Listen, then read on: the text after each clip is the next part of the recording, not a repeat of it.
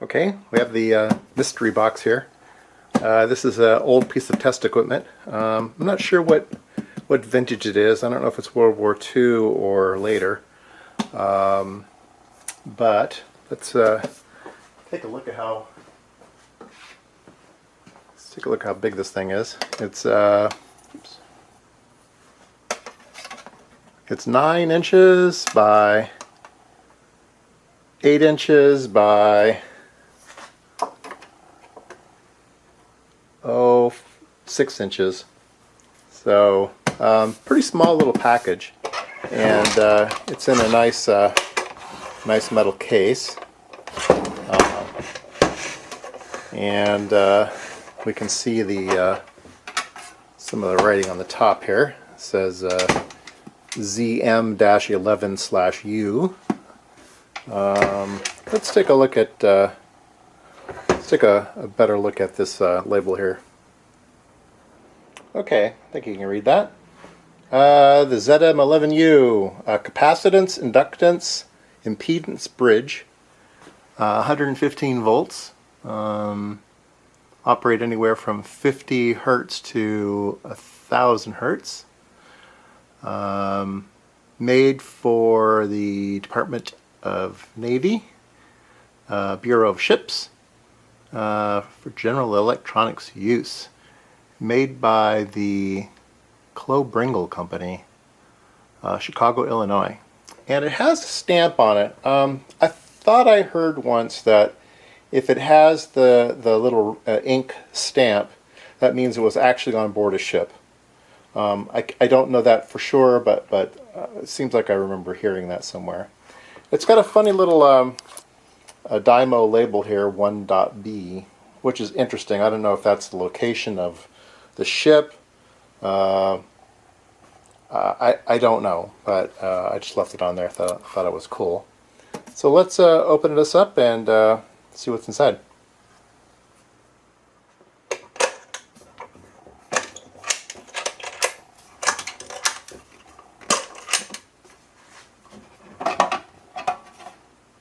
There we go. A lot of times all of the wiring and stuff, the test leads and stuff is put in the case here that's missing, so whatever was in here is missing. It still has the operating instruction on the label here, which is kind of cool. But let's take a look at the instrument. It has a power cord, 2-prong of course, but it has a ground lead, which is nice. So let me get this thing plugged in, and let me rearrange the camera so we get a better look at things. Alright, there's lots going on in this little instrument. Lots of knobs and lots of functionality. The power cord comes in here. There's a toggle switch for power, an indicator for power. 2 fuses. I think both sides of the fuse, the line cord are fused. We could check the schematic out if we could find one. It has a big knob here from 1 to 11.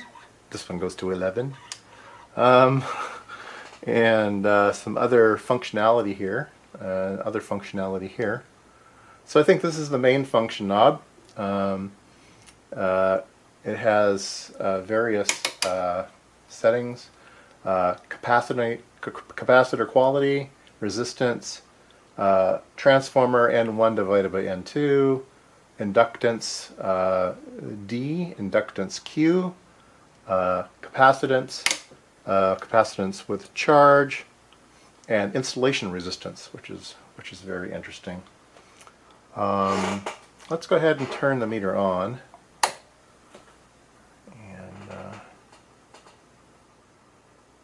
You can see the, I don't know if you can see that, but the indicator light came on. It's a neon indicator. And we can go here to capacitance. We could try that first. Right here you'll notice a green glow, so it has a magic eye tube, which is a very, very sensitive bridge indicator, balance indicator. so appropriate for this type of instrument. So we're on capacitance, and there's ranges of capacitance. So this is the range, and the outside range is N1, N2. Then there's a C range, capacitance, there's an L range, inductance, and there's an R range, resistance. So we'll be using the C range. And let's take a look at here. This is where you would apply the device under test. Let's see, let me get something to point with. Okay. So these two terminals are for the capacitor. It says here, capacitor goes across these two. If you have a resistor, inductor, or transformer, it goes across these two leads. And then the transformer, if you have a second winding, then it goes across these two leads. So the N1 goes across here, and the N2 goes across to the outside ones. Cool meter.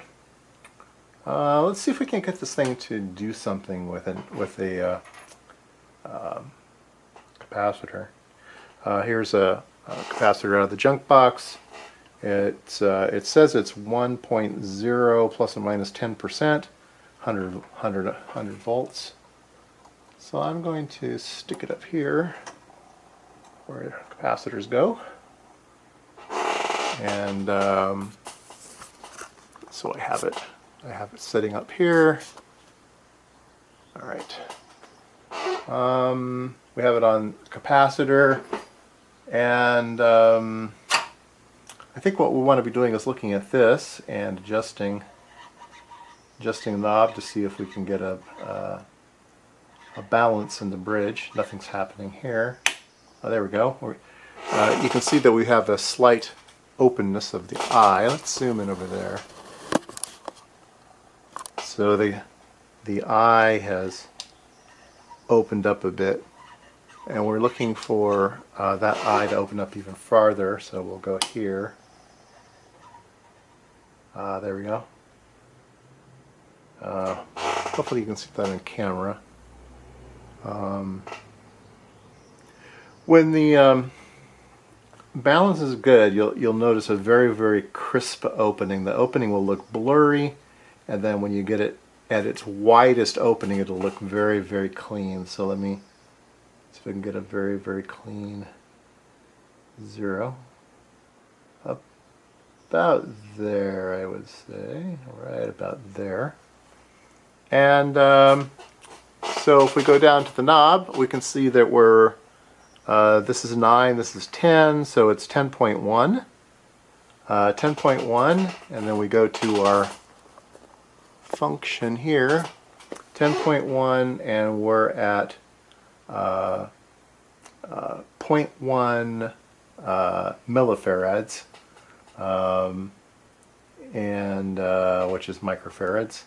So 0.1 times 10.1 is right around 1. So we're right about 1 microfarad, which is what we know this capacitor to be. So that looks like it's working pretty good. The same type of thing would be for resistance and inductors. Maybe we can find an inductor. We'll put that on here. The other functions I'm not too sure about. There is a capacitor quality test. There's an open and short test. There's also a leakage test. You can run capacitors at high voltages. There's a voltage adjust here that goes to 500 volts, I believe. So you can put lots of voltage on the capacitor under test. There's an oscillator. Here's the open and short testing. This is a leakage test, 25.5 and 1 milliamp leakage for the capacitors. I think when you're doing these quality tests, capacitor quality tests, you're using this connector to put the capacitor across. And then over here are some interesting knobs. The Q and the D for the inductors. You want to check the quality factor of the inductor. So these rotate. They have this little cutout so that D has to be set to 0 for you to change Q, and Q has to be set to maximum for D to operate. So that's interesting.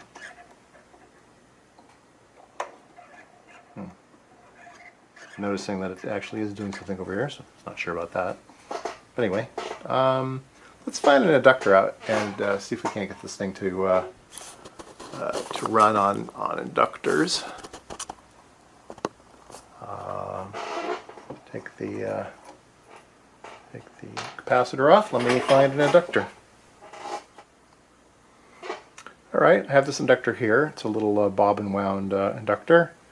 It's marked 331, so 330 microhenries. It says inductors go across these two posts, so let's do that.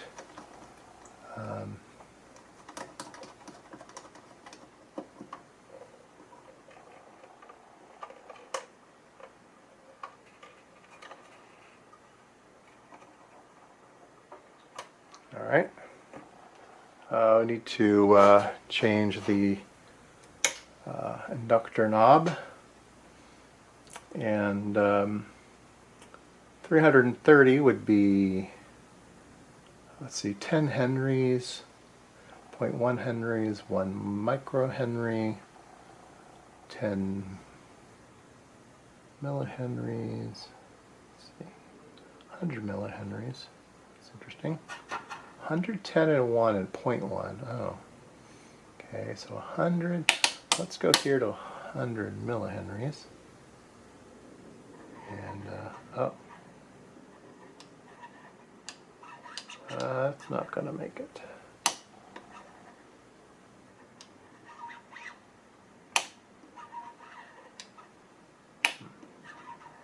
Oh, there we go.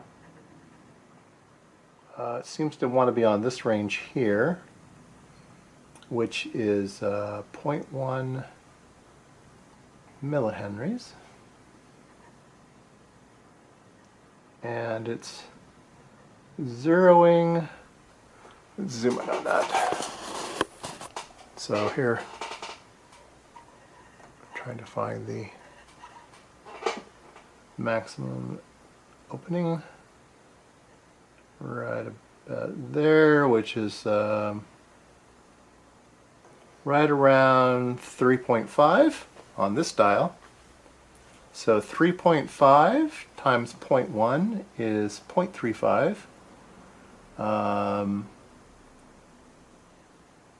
So 0.35 millihenries. That's 350 microhenries, I guess. Okay, so I guess that works. Not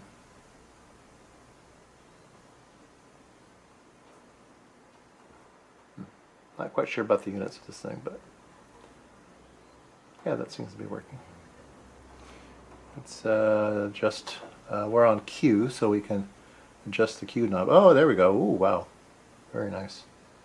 So we can get a much, much sharper opening by adjusting the Q knob. And then we can adjust, oh, I see, now we get a better fine adjustment on the big knob. And we're about 3.4. Yeah, pretty cool. Let's see if it works with D. I'm not quite sure what D is, but let's try that. D.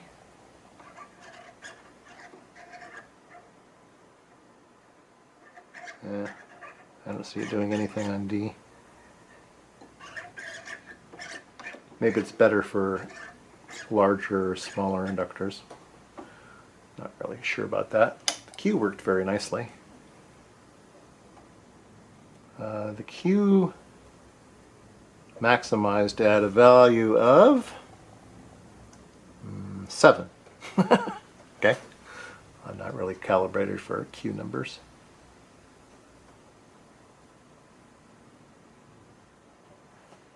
So it works for inductors, works for capacitors.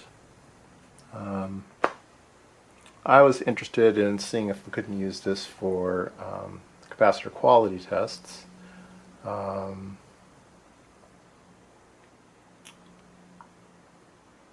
Especially high voltage quality tests.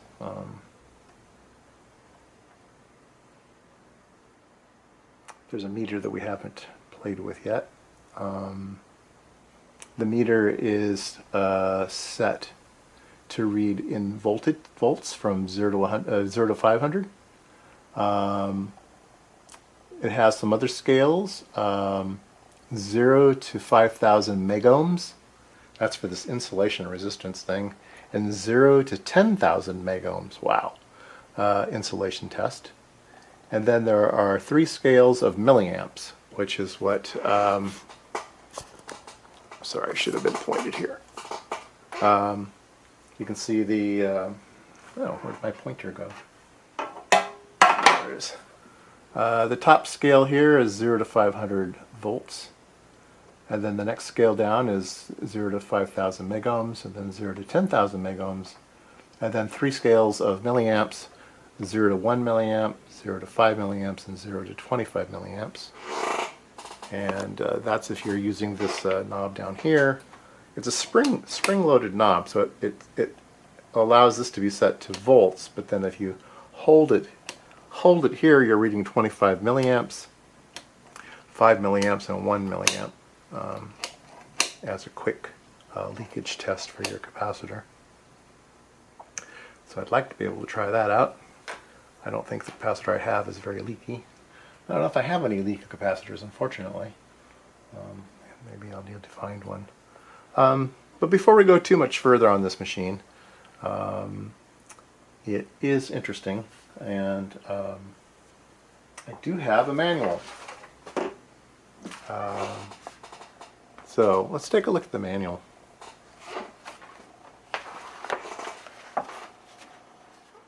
Instruction book for the ZM-11U, Crescent Communications Corporation, New London, Connecticut, the Clow-Brengle Company, Chicago, Illinois.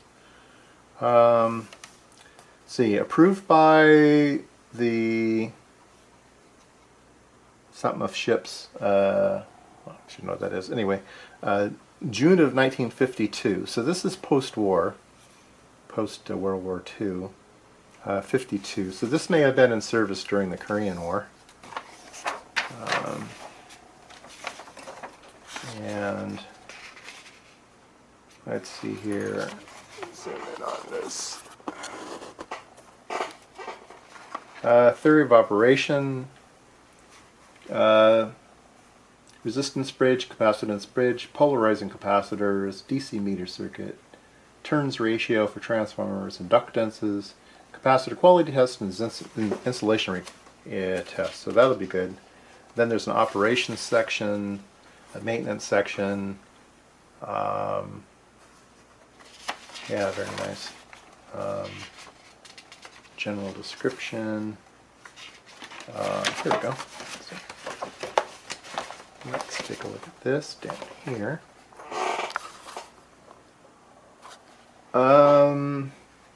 Capacitance, its accuracy is 2%. On small things and 5% on big things. It's pretty good. Inductance is 2 to 10%. Resistance is 2%. Insulation resistance is 3%. Transformer turn ratio is 2%. DC leakage of capacitors, 3%. Dissipation factor, 20%. D, that's what it is, dissipation factor. And Q, the storage factor, 20%. Yeah, nice.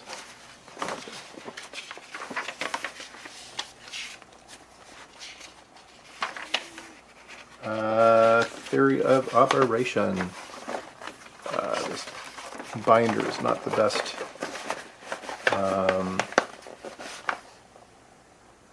But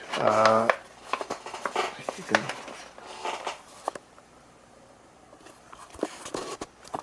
here, if I can come out a bit. There we go. So this is the bridge. There's a four-legged bridge. So pretty standard. Let's see here. Here's a resistance bridge when it's in operation. So different ranging. We have a capacitance bridge. So there are some, there must be a known capacitor inside. You're balancing that with an unknown capacitor.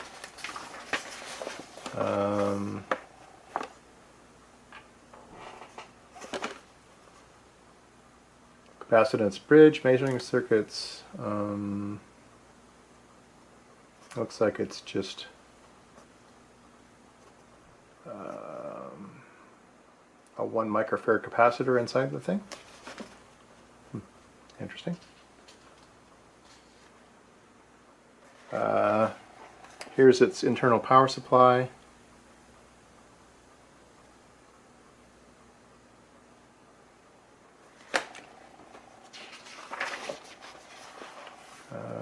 Winding, let's see, capacitor quality tests. So the capacitor quality test is a little more complicated.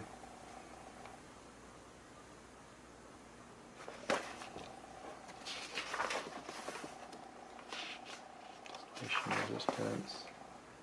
Oh, wow! Look at how this thing was shipped. Here's the unit. It had cellulose wadding around it, and then a cardboard box, and then a foil, and then another cardboard box, and then waterproof paper, and then a nailed box around that. So, wow.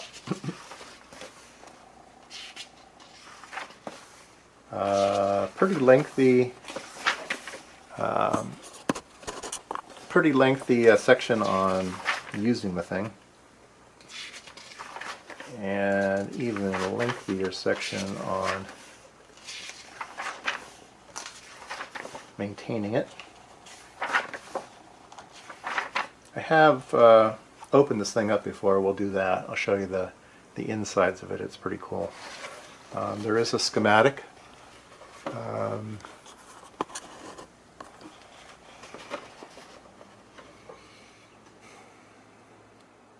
So it's vacuum tube.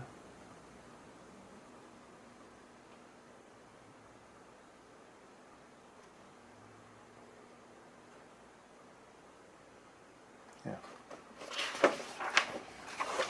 And parts list. Standard mil spec. It's done really well. So let's crack it open and take a look inside. All right, there are some screws around the edges that are not painted. Do not touch the painted screws, but the ones that are silvery in color, those you can loosen. And then there's a couple hex bolts in the back that need to be loosened. And then this whole thing slides out.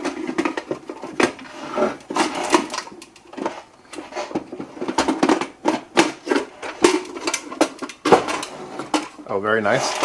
And in true military fashion, the schematic is lacquered into the case. That's pretty standard for military stuff. Oops. Over there. All right. Let's take a look at this goodness. Let me change the camera angle. So you can see the capacitors, these nice domino or dice capacitors capacitors. Everything has some type of conformal coating on it. Almost looks like a lacquer. There's a tube here. Some filter capacitors for the AC as it comes in.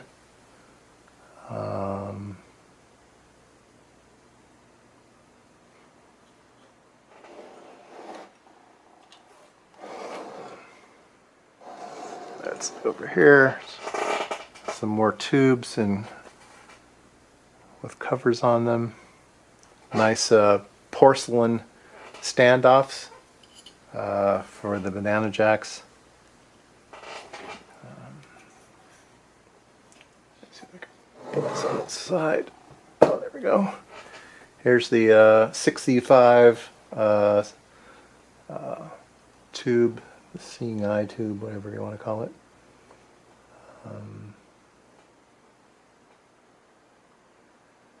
Yeah.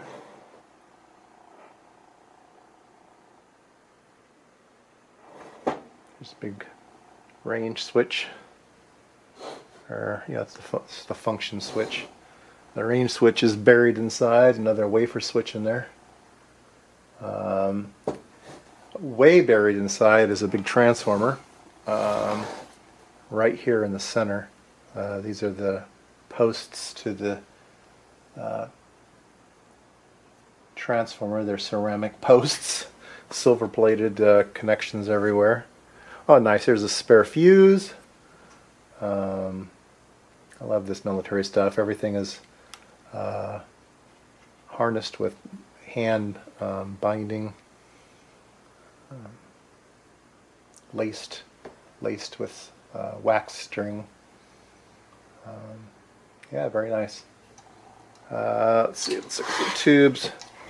The 6AV6, the 6J6. 6AG6 probably, the 6E5, and here's a 6X4W. Wow. Yeah, very cool. Military stuff at its finest. There's a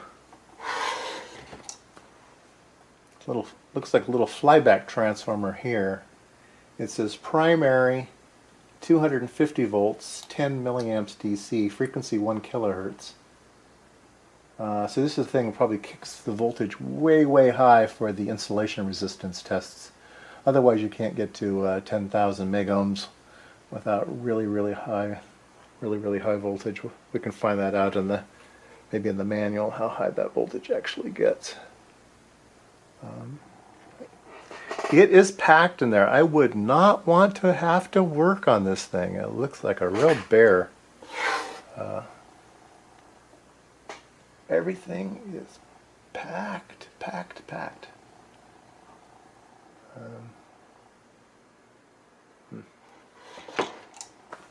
Yeah. I think it'll be the end of part one. Maybe we'll do some more. I think I'm running along